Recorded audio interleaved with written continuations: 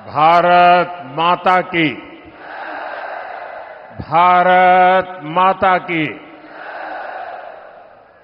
सबतै पहलम ते सारे बुजुर्गाना, भाई बहना और नौजवान साथियों ने राम राम।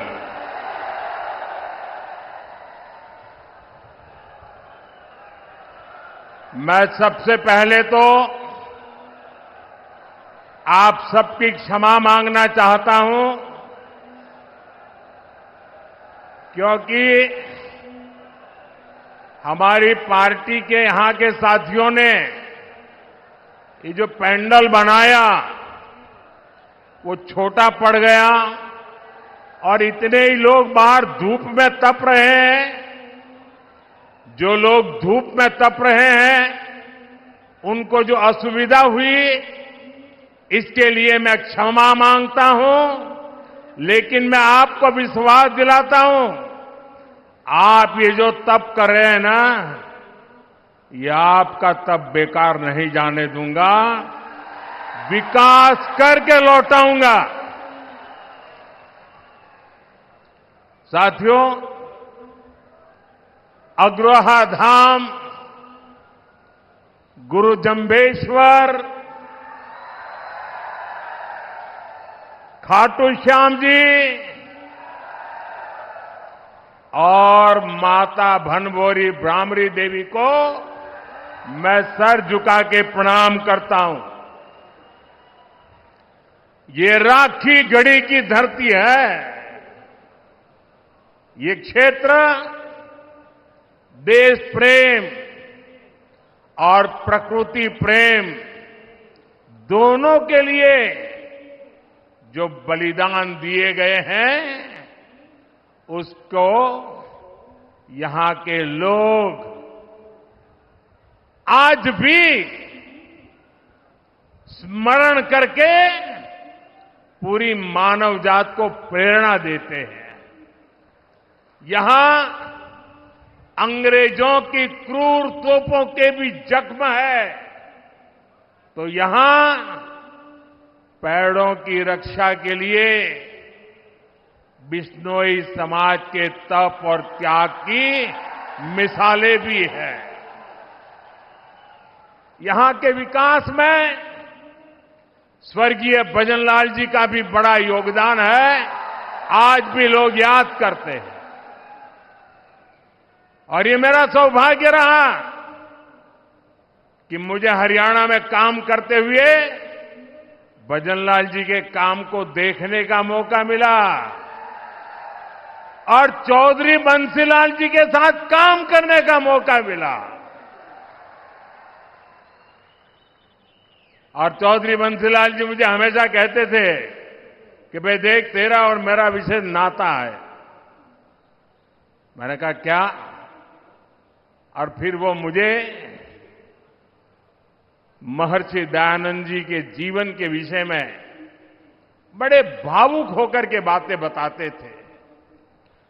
महर्षि दयानंद सरस्वती जी गुजरात में पैदा हुए, लेकिन जितनी जानकारियां मुझे नहीं थी उससे ज्यादा जानकारियां महर्षि दयानंद जी के विषय में चौधरी बंसीलाल जी से मैं सुना करता था और वो कहते कहते भावुक हो जाते थे।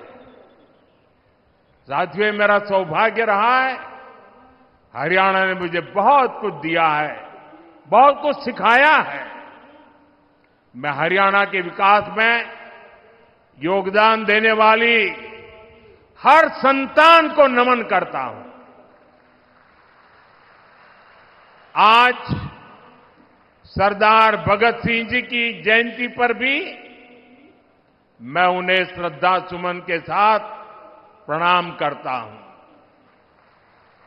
साथियों, हरियाणा की माताओं बहनों ने यहां एक नारा दिया है, म्हारा हरियाणा नॉन स्टॉप हरियाणा। हरियाणा का विकास ऐसे ही नॉन स्टॉप चलते रहना चाहिए। इसलिए हरियाणा तीसरी बार भाजपा को मौका देने का मन पक्का कर चुका है। चारों तरफ से आवाज आ रही है, भरोसा दिल से, भाजपा फिर से, भरोसा दिल से, भरोसा दिल से। साथियों, जैसे जैसे वोटिंग की तारीख नजदीक आ रही है, कांग्रेस पस्त पड़ती जा रही है। कांग्रेस के नेता अब कहने लगे हैं कि हरियाणा में भी वही हाल होगा जो कांग्रेस का मध्य प्रदेश में हुआ था। एमपी और राजस्थान में पिछले चुनाव में इन्होंने झूठ का गुब्बारा खूब फुलाया, लेकिन जनता ने वोट की चोट देकर के उस गुब्बारे की हवा निकाल दी। अब हरियाणा में भी यही होने जा रहा है। साथियों, कांग्रेस का ये हाल इसलिए होता है क्योंकि कांग्रेस देश की सबसे धोखेबाज और बेईमान पार्टी है।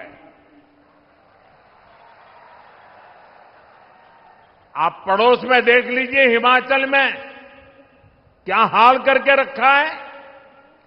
चुनाव के दौरान हिमाचल की जनता को इन्होंने क्या क्या झूठ बोला, आप कल्पना नहीं कर सकते। अब सरकार बनने के बाद कांग्रेस ने अपने वायदों से पल्ला झाड़ लिया है।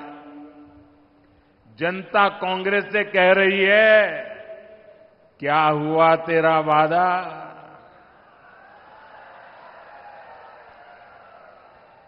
और कांग्रेस जनता से पूछ रही है, तुम कौन? दिल्ली के शाही परिवार ने झूठ बोलकर हिमाचल के लोगों को फंसा दिया। आज हिमाचल में कर्मचारियों को उनकी सैलरी और डीए देने तक इनके पास बजट नहीं है।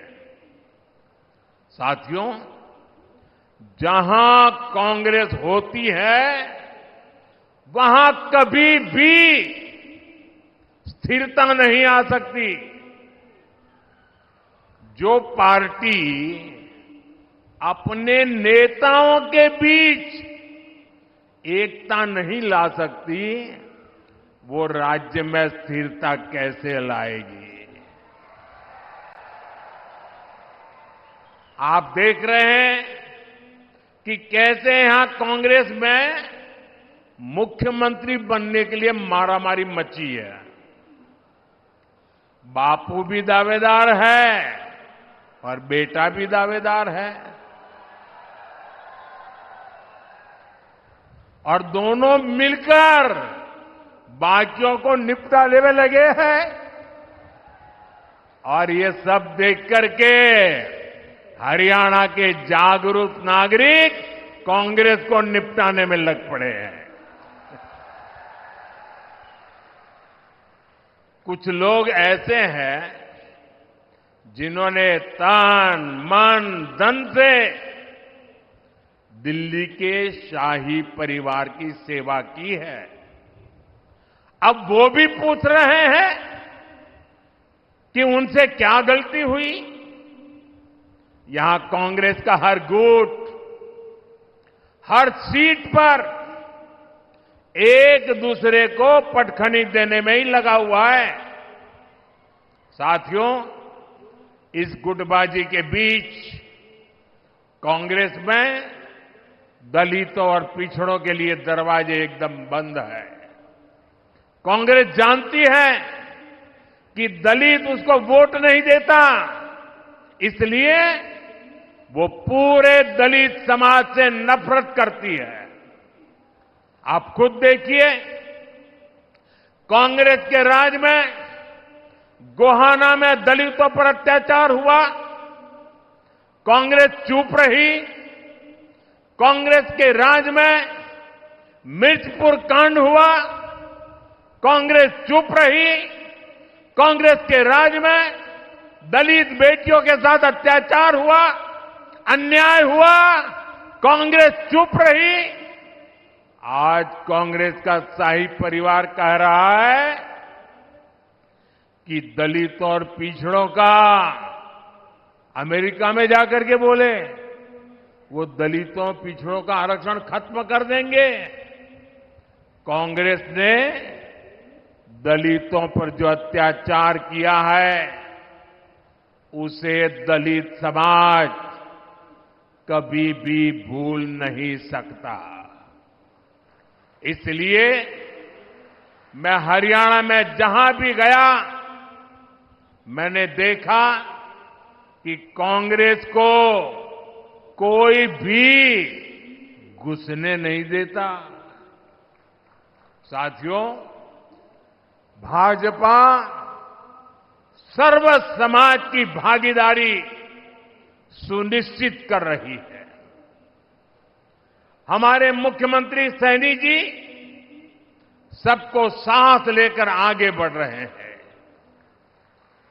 अब देखिए, हमारी सरकार ने हरियाणा के मुख्यमंत्री निवास का नाम कबीर कुटीर रखा है। यहां हिसार में ही दलित परिवारों में भी जो वंचित है उनके बच्चों के लिए बने कबीर छात्रावास का फंड भी भाजपा ने बढ़ाया। भाजपा सरकार वंचितों को सिर्फ सहारा देती है, इतना नहीं बल्कि उनके सपनों को उड़ान भी देती है। साथियों, जिनको कोई नहीं पूछता, मोदी उनको पूजता है।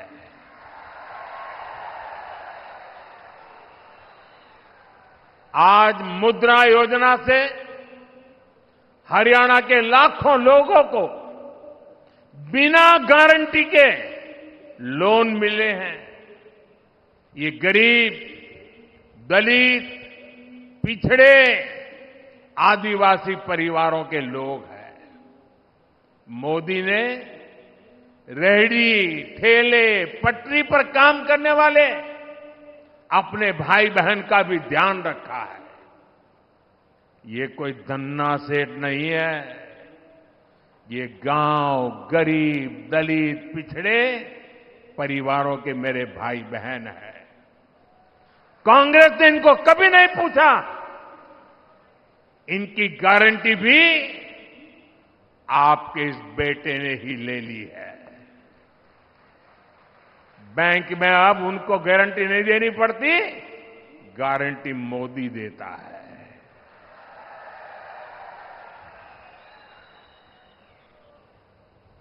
इनको भी पीएम स्वनिधि योजना से हजारों रुपए की मदद बिना गारंटी के बैंक से मिली है।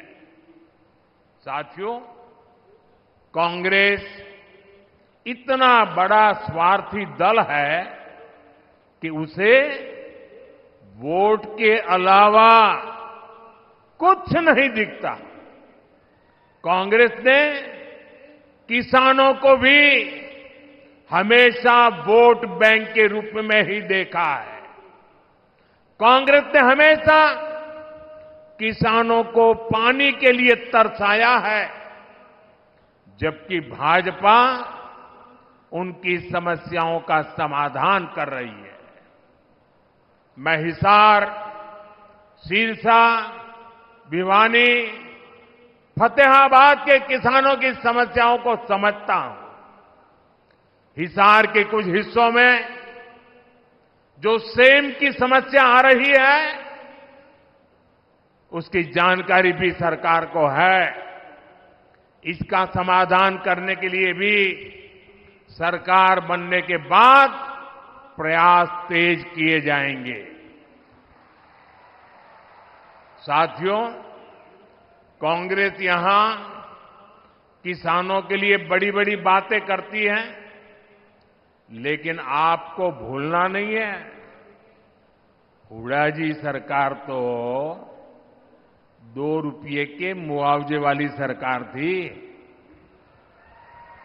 हर किसान को याद है, ये 2 रुपया मुआवजे वाली सरकार।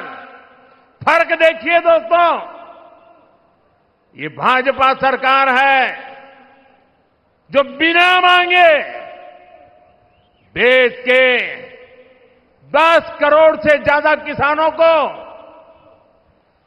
पीएम सम्मान निधि हर वर्ष 6,000 रुपया सीधे उनके बैंक में खाते में जमा करती है, उनके सम्मान की चिंता करती है। और वो लोग 2 रुपये का मुआवजा, क्या हमारे हरियाणा के किसानों का अपमान करते समय आपको शर्म नहीं आई? ये सम्मानित किया जाता था। इसलिए मैं आज आप लोगों को हाथ जोड़ करके काम दे रहा हूं और मुझे विश्वास है आप इस काम को करने में कभी पीछे नहीं हटेंगे। जब भी कांग्रेस के लोग आपसे किसानों की बात करें, आप उनसे एक बात पूछोगे? जरा जोर से बोलिए ना, पूछोगे?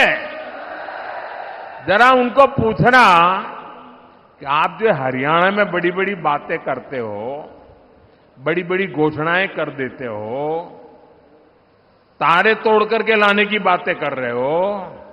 अरे भाई, तुम्हारी कर्नाटका में सरकार है, तेलंगाना में सरकार है, हिमाचल में सरकार है, कुछ तो लागू करके दिखाओ। जरा इसको इतना पूछ लीजिए। ये यहां बातें करते हैं और वहां लागू नहीं करते हैं। कर्नाटका में इनकी सरकार है, वहां कांग्रेस सरकार बनने के बाद सैकड़ों किसान आत्महत्या कर चुके हैं। सच्चाई यही है कि कांग्रेस देश के किसानों के जान की दुश्मन है। वो सिर्फ किसानों को झूठ बोल सकती है। यहां कांग्रेस ने एमएसपी पर भी आपसे सिर्फ झूठ बोला है। सच्चाई यह है कि यहां भाजपा की सरकार 24 फसलों को एमएसपी पर खरीद रही है, जबकि कांग्रेस शासित राज्यों में इक्का दुक्का फसलें ही एमएसपी पर खरीदी जाती है। आप मुझे बताइए, ऐसी धोखेबाज कांग्रेस पर क्या हमारे किसान भरोसा कर सकते हैं क्या? हाथ ऊपर नहीं, मुंह से बोलिए। भरोसा कर सकते हैं क्या? साथियों, हरियाणा का भरोसा तो भाजपा पर ही है। बीते 1 दशक में भाजपा ने यहां विकास को नई गति दी है। यहां चारों तरफ चौड़ी सड़कों का जाल बिछाया गया है। आज 5 जोड़ी वंदे भारत ट्रेनें ये मेरे हरियाणा में चलती है। हिसार से रोहतक जाने के लिए हंसी हिसार रोहतक लेन लाइन शुरू कर दी गई है। इससे हिसार से रोहतक पहुंचने के लिए समय आधा हो गया है। साथियों, ये क्षेत्र अब एक बड़ा व्यापारिक केंद्र बनने की तरफ कदम बढ़ा चुका है।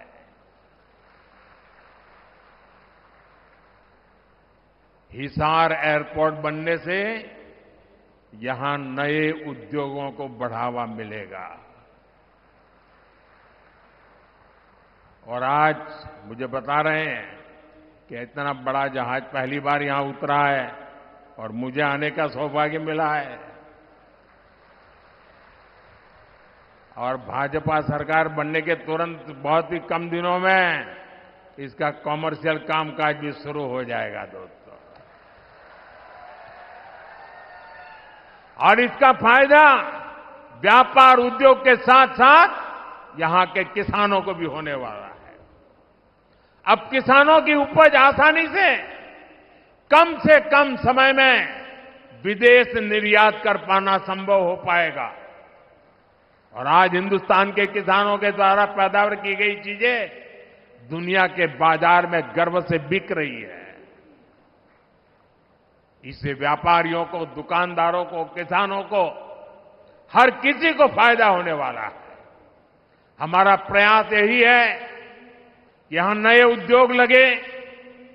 हम चाहते हैं यहां दुनिया भर से निवेशक आए ताकि युवाओं को ज्यादा से ज्यादा रोजगार मिले। साथियों, कांग्रेस ने यहां के युवाओं पर भी दोहरा वार किया है। एक तो कांग्रेस के समय में बिना खर्ची पर्ची के सरकारी नौकरी नहीं मिलती थी। दूसरा, घूस देने के लिए गरीब को खेत तक बेचने पड़ते थे। भाजपा ने बिना खर्ची पर्ची नौकरियां दी।